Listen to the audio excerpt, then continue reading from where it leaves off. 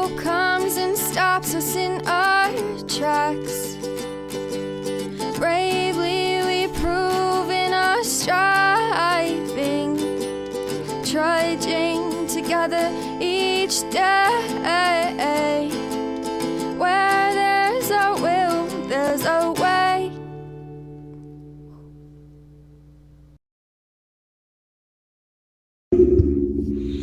Good afternoon, everyone. I'm a little later than usual today. Had some meetings to attend. And our meeting with the Community Reach Center, finalizing us meeting at the what the heck?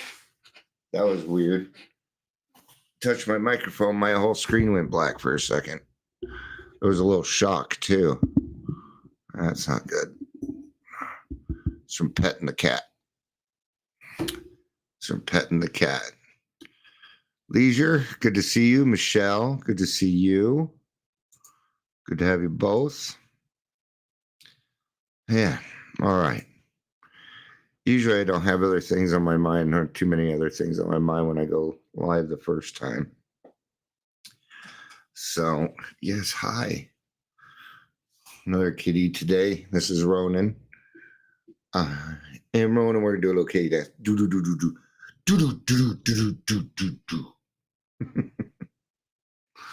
I've been fucking with him since he was a kitten, so he's pretty tolerant to my stuff. Yes, you are. And he's on his kick, so he's probably going to be in my face. You watch, he's going to bite me soon. It's his way of showing love. He doesn't bite very hard. So. And this cat has an infatuation with women's feet. He's always going after feet, especially while they're sleeping, huh? Yeah. Oh, did you love into the wubs? All right, bud. All right. I love you too, but I gotta get doing stuff here. Ugh. Now I have fur all over my face. Yeah. Itsy. Today, you're talking about moving ahead, the newcomer stuff.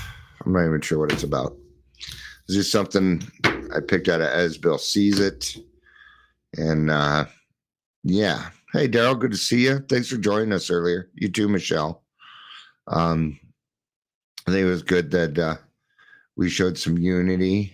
I know Community Reach is pretty excited to have us, and I'm glad that we'll be able to help the community out more with good relationships. It's part of the responsibility statement. The responsibility statement is I am responsible when anyone anywhere reaches out for help. I want the hand of AA always to be there. And for that, I am responsible. And it is about the professionals, and we got to have a good relationship with them. Without the professionals, we ain't gonna make it, man. We won't make it. And so there has to be a good relationship there. Daryl says, my kitten loves outside now. Yeah. Yep. Once you let them out, it's hard to make an outside kitty an indoor kitty. There goes the biting. I have one cat, and we got him off the streets, but he doesn't want to go back outside. He was living on the streets. He doesn't want to go back out there. We got too many wild animals hanging out. Got a couple hawks, foxes, raccoons, all sorts of stuff around here. I even found a turkey in my backyard one day. Yeah. Those things are ugly. All right. So move ahead. The first is a letter. And then we'll be in page 96 on in the big book. It says here, our chief, and this was a letter written in 1942. I guess we got to do introductions here, don't we? Welcome, Daily Trudge. My name is Dion. If you're here, please say hello. whether you're watching the live or the rewatch. Our chief responsibility to the newcomer is an adequate presentation of the program. So when a newcomer comes in, we know a lot of the questions that they need to ask. And usually we bring them up in our shares. In a sales thing, I would call this putting it in your sales pitch, putting rebuttals in your sales pitch. All right. So if you hear a newcomer kind of asking the same question, well, bring it up. Bring it up before they, because a lot of times people don't know what it is that we're talking about. The other day, and you hear this often, what is a sponsor? People say, oh, get a sponsor, do 90 and 90. But this doesn't explain what a sponsor is. And man, gosh, we already feel stupid enough coming into the program. We feel dumb. This isolates us. So let's try and answer these questions before they even come up. It is how we are proactive. It is a preventative way of being able to help out a newcomer.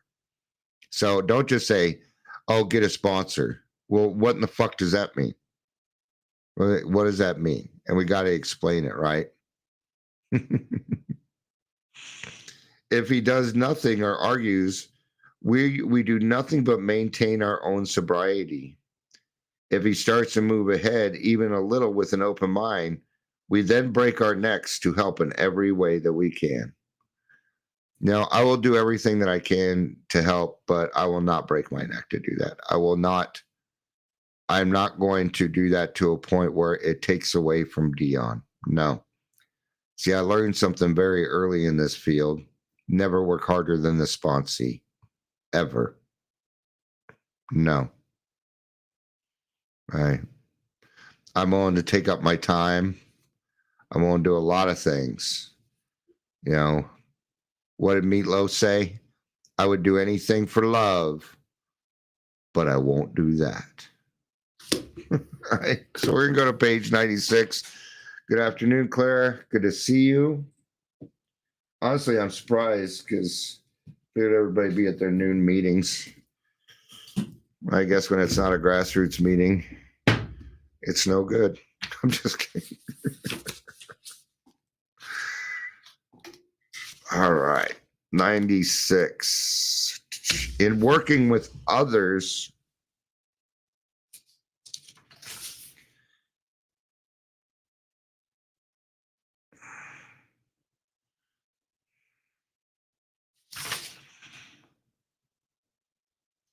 I'm just looking at the right place. Okay. Man. All right. So we're going to go ahead and start on the page and not top of 96. We're going to start at the top there. And what we're talking about is maybe we're working with somebody. Let's go to the top of page 95. Fuck it. If this takes a long time to cover, then it takes a long time to cover. I got time today, so no worries. All right. So top of the page 95. Amber, good to see you. Good to see you. Soap. Unless your friend wants to talk further about himself, do not wear out your welcome. Give him a chance to think it over. If you do stay, let him steer the conversation in any direction he likes. Sometimes a new man is anxious to proceed at once, and you may be tempted to let him do so. Good afternoon, Julia. Well, maybe I had to start going live at noon. All right. Sometimes he is anxious to please at once. You're tempted. This is sometimes a mistake. If he has trouble later, he is likely to say you rushed him. You will be most successful with alcoholics if you do not exhibit any passion for crusade or reform. Never talk down to an alcoholic from any moral or spiritual hilltop. Simply lay out the kit of spiritual tools for his inspection. Show him how they work for you. Offer him friendship and fellowship. Tell him that if he wants to get well, you will do anything to help. Right? This is a great process to do. You might get denied a lot. The other thing to think of is maybe I'm not that person's cup of tea. Maybe they need it explained a different way. Maybe they need a different voice. Okay. This is why we usually do 12 stepping in pairs. It's one of the reasons. So that you have two different types of experience, and that's going to increase the odds of this person getting sober. All right. This isn't about me. When I approach somebody, it is not about Dion. Dion got his 15 minutes of fame. He doesn't need it. He doesn't need it. My only job is to be helpful and doing a mighty fine job, because the dividends that come with that are phenomenal, because I have to give it away. All right. Just like Red Hot Chili Peppers say, give it away, give it away, give it away now. Give it away now. That'd be the spoken word version. Too bad Heather's not here. She'd really be enjoying that. If he is not interested in your solution, if he expects you only to ask as a banker for his financial difficulties or a nurse for his sprees, you may have to drop him until he changes his mind. This he may do after he gets hurt some more. Okay. I don't totally agree, but I do agree, right? My job is to be of maximum service to God and the world around me. And that's really what I'm trying to go for. Daryl says this is exactly what I've been doing the last couple of days. Right on. You're going to work with somebody that's kind of going through this. Yeah. We're going to have a lot of opportunity here really soon, be doing a lot of 12-step work. And there'll be a lot of people coming to those meetings that are new, that are discovering things, that are finding out AA for the first time, right? And we just talked to Michael, who we met with this morning from Community Resource, and they really like what it is that we're doing, because there's no pressure, man. There's no pressure. We're there to support. It's a camaraderie. It's a camaraderie thing, right? Some of you guys got to meet him. He's a cool dude, huh? Yeah. And I was glad to see some people from grassroots there. I know not everybody could make it. I know a lot wanted to, so thank you for that. Not did it only show the camaraderie, but you got a chance to see what I kind of do all day long. Those are the kinds of conversations that I have quite often with people out there. And it's pretty exciting stuff. Why is it exciting? Because we want this world to be better. We like to go outside of our houses, look at our community and go, wow, what a great fucking place to live. I'm glad I'm here. All right. So if he is sincerely interested and wants to see you again, ask him to read this book in the interval. After doing that, he must decide for himself whether he wants to go on. He should not be pushed or prodded by you, his wife, or his friend.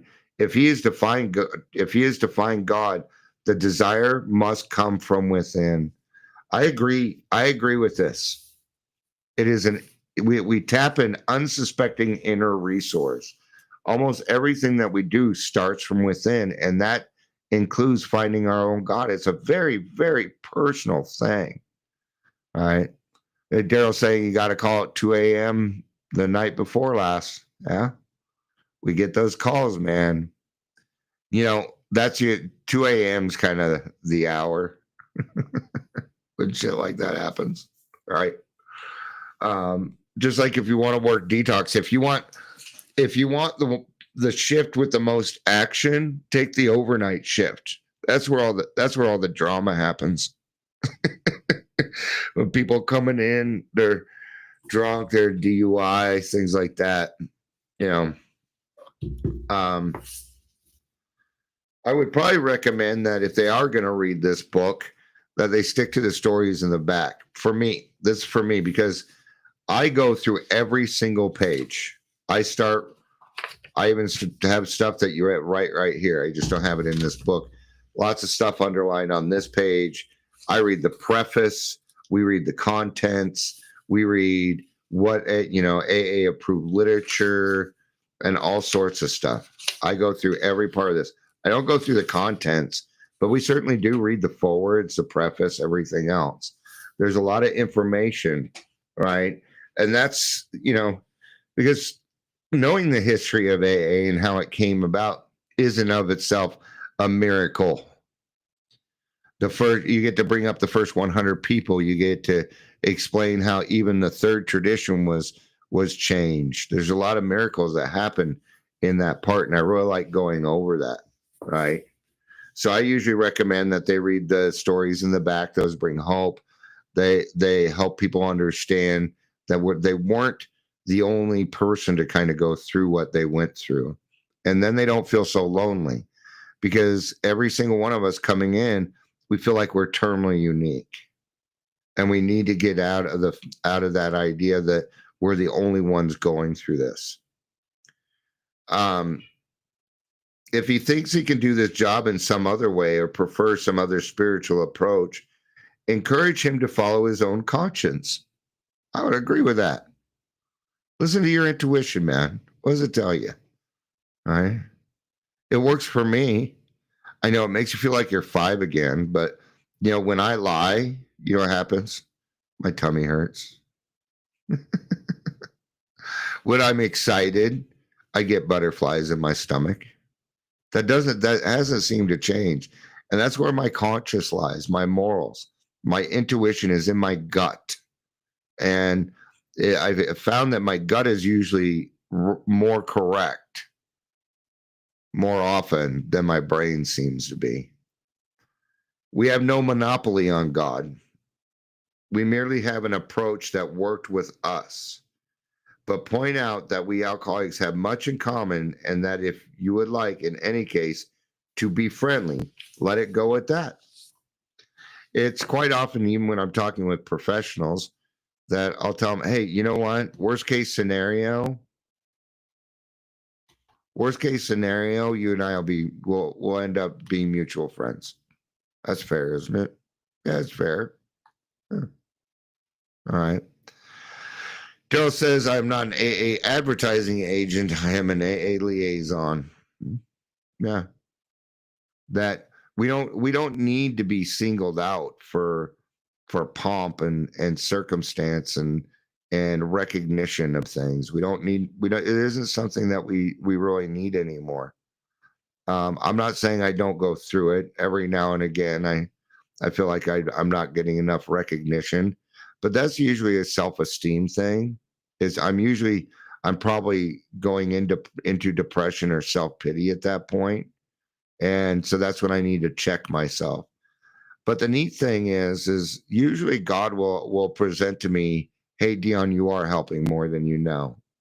And that helps me fill up my courage a little bit more. Oh, you're right. I am helping. That does make me feel better, knowing that I'm helping other people. Seems to be the best way to get me out of things. All right. So do not be discouraged if your prospect does not respond at once. Search out another alcoholic and try again. You are sure to find someone desperate enough to accept with eagerness what you have to offer. We find it a waste of time to keep chasing a man who cannot or will not work with you. This is a hard one because we do want to help. We do want to help, and we have an eagerness for helping, right? For me, I've just found that people they don't show up. And I take that as I guess they don't want to meet anymore. But what I don't do is take it personally. It's not on me. What they've said is, Dion, I'm not ready. I don't want to waste your time. That's kind of how I'm taking it. So go ahead and fill that time up with something useful, right? Need for ticker tape parade has less. Oh, my need for ticker tape parade is lessened. If you leave such a person alone, he may soon become convinced that he cannot recover by himself. This is a way that if somebody blatantly says, yeah, I don't really want to work with you, or I'm going to try a different way. I usually do not try and stop them. I'm not here to convince them that AA is the only way. That's not my job, right? Back to what Daryl said a little bit ago. This is a program of attraction, not promotion. So we don't chase. I'm not going to chase. That's old behavior anyway. So he leaves the house, goes walking away, and we chase him. No, I don't do that shit anymore. You'll be coming back. I know you're coming back. Well, you better. Your shit's here. All right.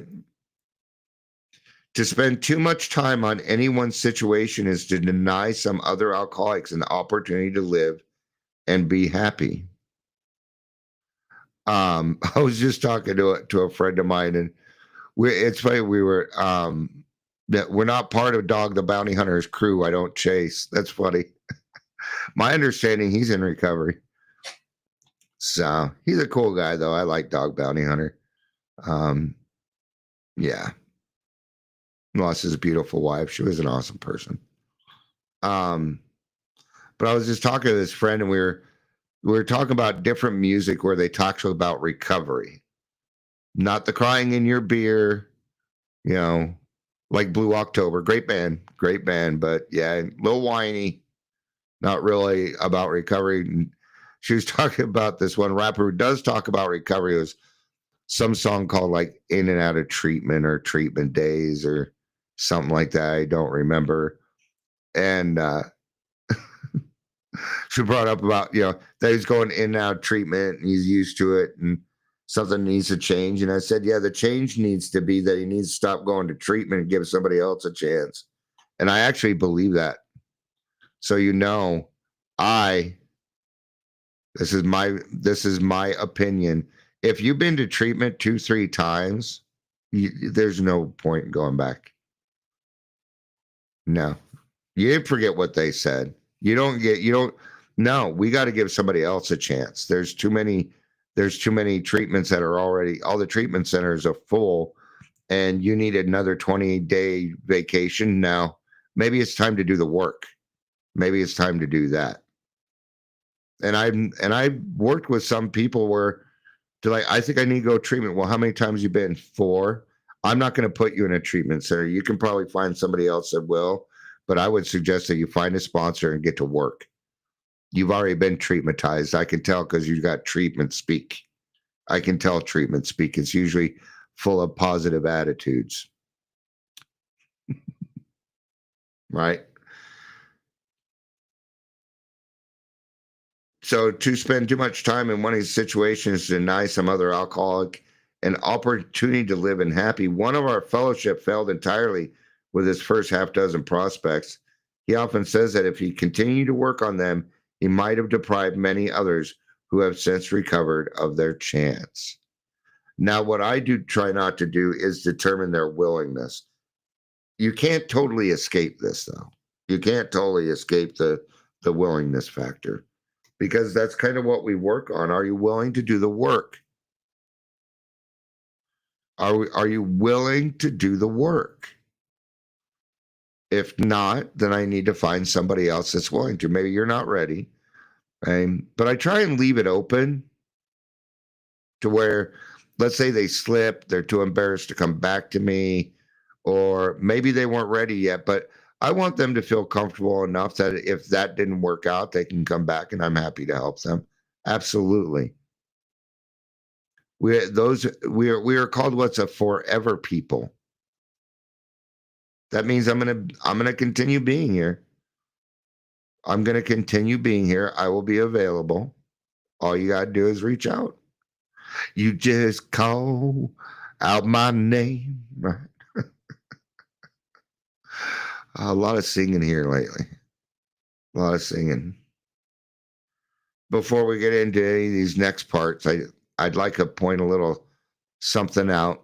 A lot of people already know how I feel about this, but I have a lot of rewatchers that have been joining. All right, so nowhere in this big book does it say to continue willing to be willing to sponsor and raise your hand at meetings, hoping that somebody will ask you to sponsor them.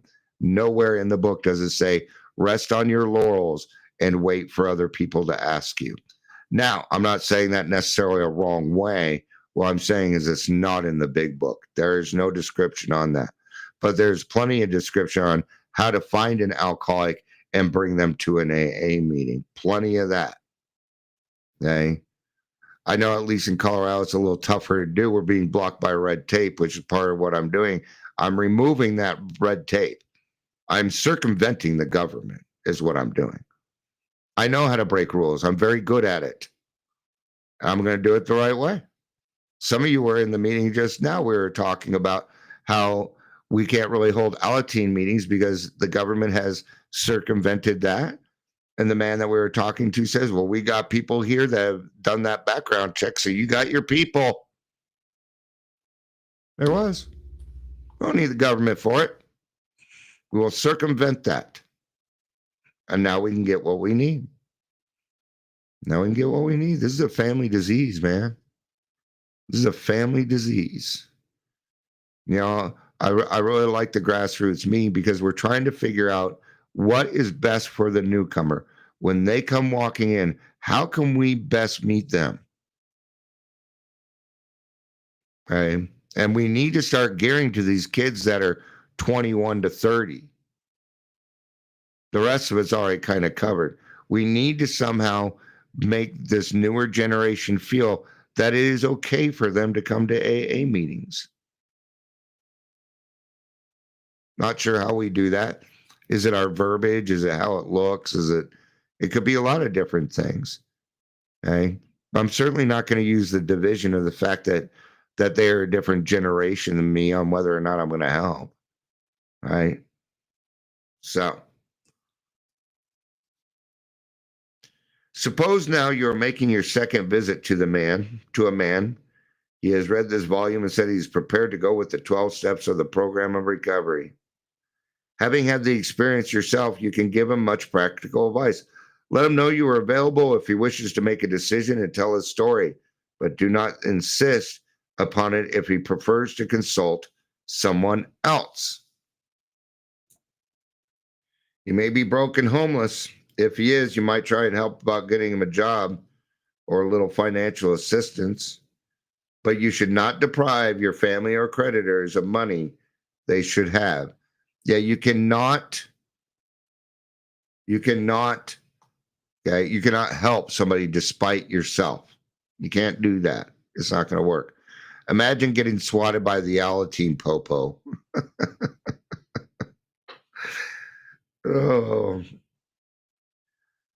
Perhaps you'll want to take the man into your home for a few days, but be sure you use discretion. Here's the thing, is if you're going to let somebody live in your house, there better be a plan for move out. There's got to be a plan. Maybe they're going to stay with you until they're going into treatment or waiting for sober living to open. You better have a plan. Don't bring them all in all willy-nilly, man. You're asking for trouble, you do that. Because then what's going to happen is they're going to rely upon your assistance instead of God. Be certain he will be welcomed by your family and that he is not trying to impose upon you for money, connection, or shelter. Permit these and you'll only harm him. You'll be making it possible for him to be insincere. You may be aiding in his destruction rather than his recovery. Now we're getting ready to get to a part where, we did anything to go out of our way to get alcohol. And sometimes we're going to have to go way out of our way in order to help another person.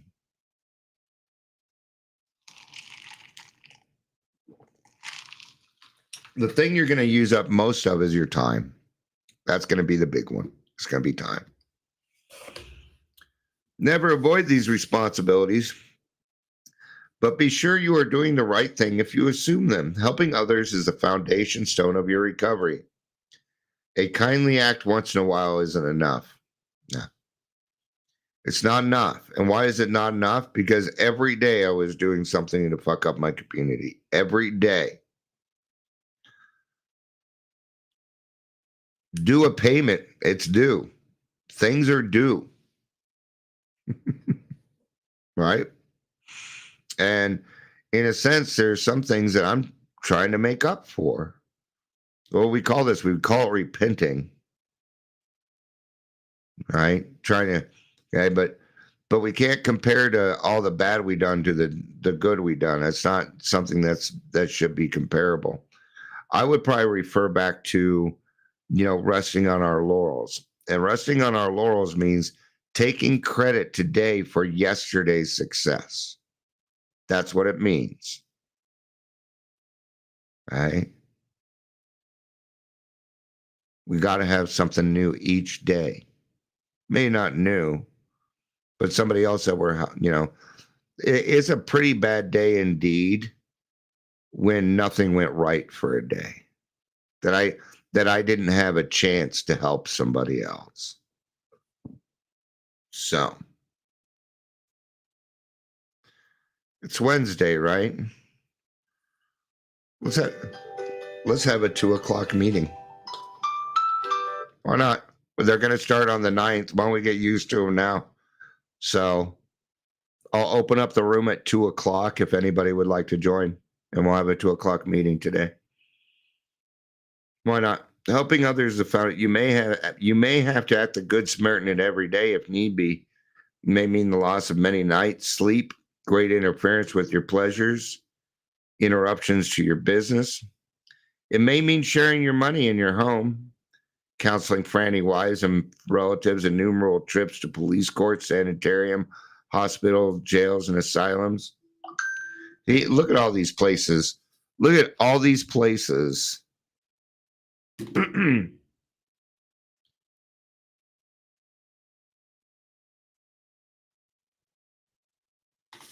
Okay.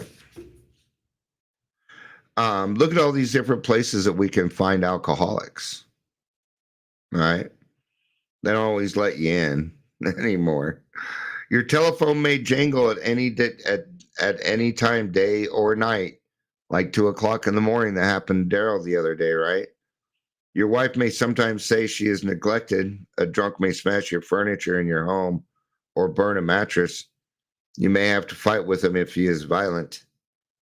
Sometimes you will have to call a doctor and administer sedatives under his directions. Another time you may have to send for the police or ambulance. Occasionally you will have to meet such conditions. While I was going through that and I was reading that, what I was actually seeing is, look at all these things I now get to do. Yeah. If I had to, it'll be the same link, Julia. It'll be the same length as the grassroots. It is the grassroots meeting. So I'll make sure you get it. Well, I think you're in the WhatsApp group. I'll look. If not, I'll resend you the link. We can do that. I would kind of think it as a blessing that Dion can be trusted with somebody else's narcotics. Wow, man.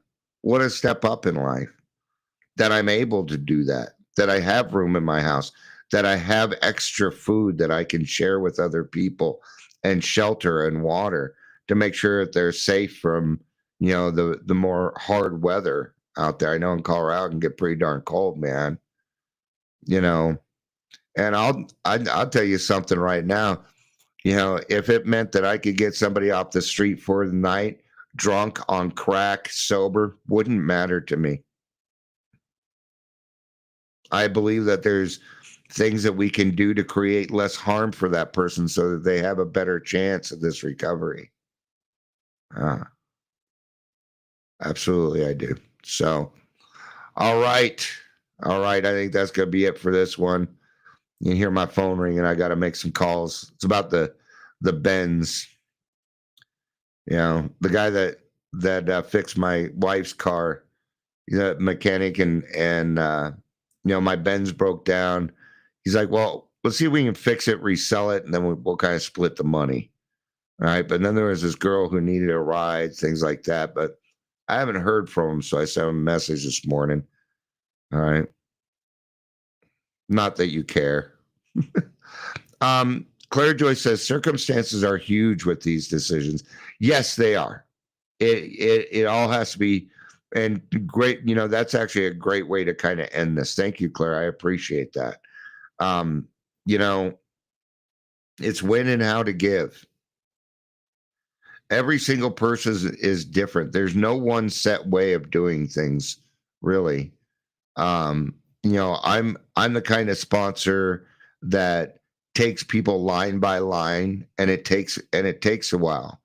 Amber, who's a good friend of mine, she has them read the first 63 pages and then but each way works. Each way works. And I believe that when we choose our own sponsees, that gut, right? Our gut instinct is telling us that is God saying that is the right person that you can help. That's the right person. So, all right. Thank you, everybody. I appreciate you being here. I love you. You know I do. Peace out. And